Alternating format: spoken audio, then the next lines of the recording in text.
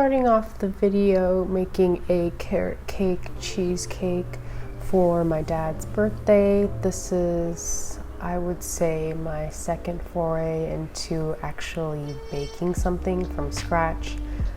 I'm still pretty new at it and it makes me a little nervous. The whole process of baking something, especially for someone's special occasion, is kind of daunting. But there's 3 separate components to the cake. So there's like the actual dry cake part, the cheesecake part, and then the topping, which is sort of like a glaze, sort of not really. It's just to add extra cheesecakey sweet flavor. And I have to say that it came out really good and it was pretty much a hit. And unfortunately, telling you now, but I did not get footage of a sliced piece of cake because I'm dumb. But anyways, here's the process.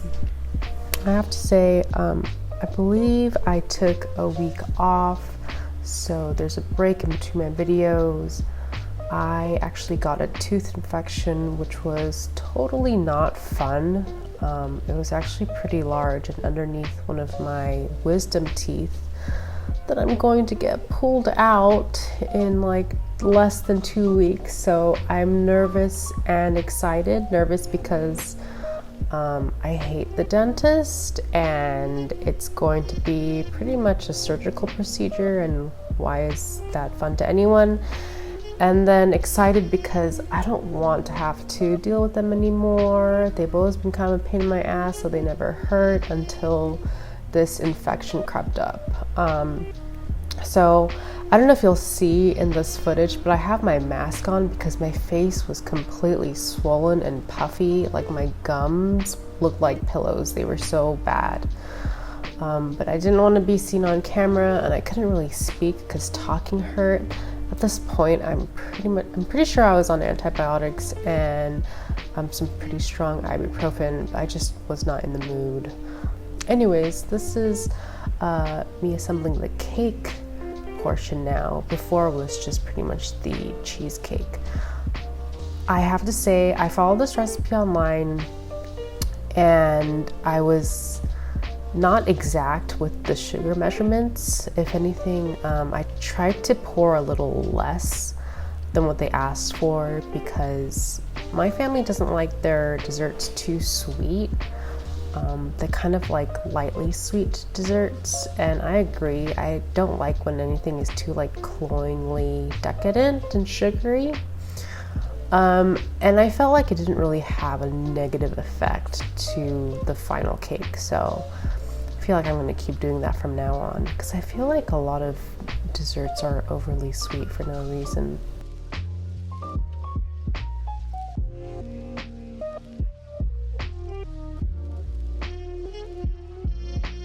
These are grated carrots, and I used multicolored carrots. It's just what I had on hand, but I thought I'd continue the trend and use these multicolored raisins that I just thought looked beautiful.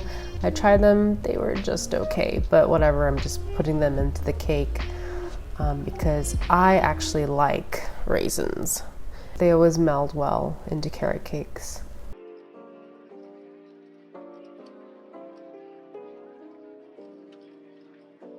Then I'm assembling it all together in this springform pan I just bought. So it's funny because in the past year, I had 0 baking equipment. I only had 2 sheet pans, and that was mostly for mostly for prepping like roasted vegetables.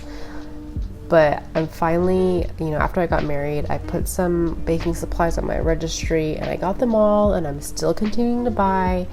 And I think this is just going to be a big part of my life now because I'm super stoked to do this all the time. I guess the tricky part is trying not to eat everything I bake. Most of the ingredients I had on hand, but you're always buying something. It's always something you're spending your money on, and I'm not eating much of it. If anything, I'm giving most of it away. So I'm just trying to find a balance with that, but we'll see how it goes. This is when I messed up and realized the cheesecake mixture, it says, oh, put in like a half cup at a time, and the second sentence said, and use a spoon, which was really confusing, and I was nervous that it wasn't going to turn out, but I just kept on going.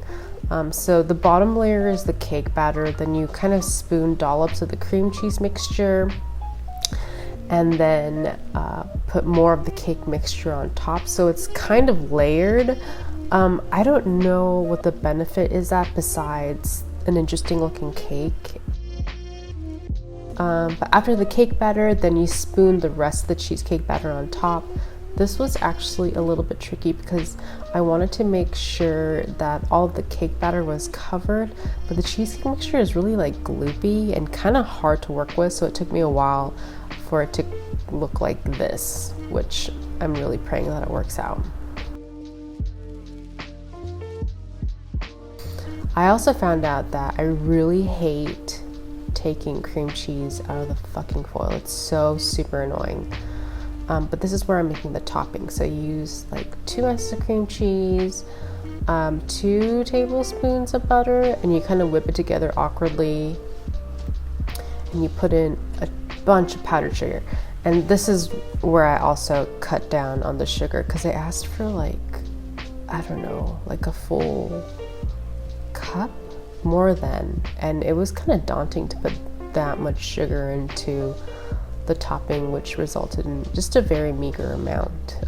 So I made sure to cut down on that because I didn't think it was really necessary. It might mess up the consistency, but I was okay with that.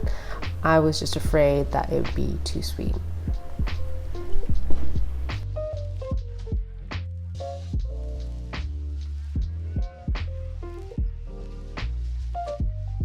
And the cheesecake is done. It cracked on the top.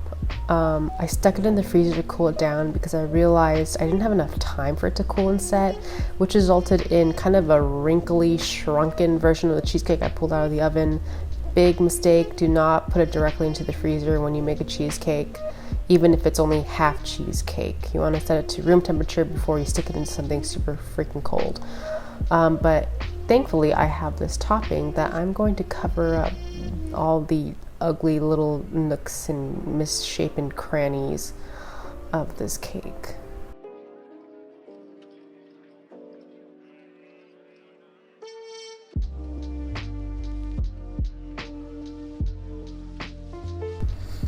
This was also when I realized I need one of those like lazy Susan pedestal thingies to turn the cake around so I can properly ice it. I attempted to do something that was sort of swirly on top. It kind of worked out. Overall, I just wasn't really happy about the process, but in the end it turned out okay.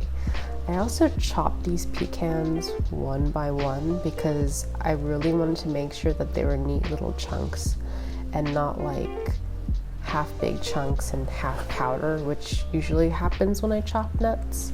And this is an acrylic happy birthday sign that you can't really read on camera because it's engraved just straight onto acrylic. Maybe you can see it better here, probably not. You can really see it in person. But that was the final cake and it was really a hit. Everybody loved it. We decided to do a last minute date night at Disney when the crowds were still low. Our first stop was at Award Wieners, where they brought back the carne asada film strip fries so I could finally try. They were bomb, please get. But the park was really empty, and this was probably because of the announcement of the Magic Key program, but we actually got to go into Avengers Campus without waiting in some nasty ass line. I thought it was okay. I thought it was pretty cramped. We did have a puff, one of those cream puff thingies from Terran Treats, which was absolutely delicious, and the chicken sandwich from Pim's Test Kitchen, which is also super good. And here's Steve lording over his peasants. And then we hopped over to Cars Land because Cars Land is always super beautiful at night, just really picturesque. But yeah, we got to walk onto pretty much all the rides, which was super awesome, and I wish it would stay like this, but it definitely will not. We went to Tropical Hideaway, got the Loco Moco Bao, PB&J Mochi, a Dole Whip because you have to, and a pork lumpia. The Loco Moco Bao was okay. I thought it was kind of peppery, and my camera would not focus, like it was drunk or something, but it was good. The PB&J mochi, I felt like it was really dry and stodgy. I know it's mochi, but adding in dry peanut butter in there just kind of leaves her an overly sticky mouthfeel. The pork lumpia, honestly, it was mostly just a standard egg roll. It was good, but nothing special. I have to say the best thing on the menu is still that Dole Whip. Power betrays an aura of foreboding, almost as though senses flying metamorphosis. Is this haunted room actually stretching? Or is it your imagination? And consider this dismaying observation. This chamber has no windows and no doors.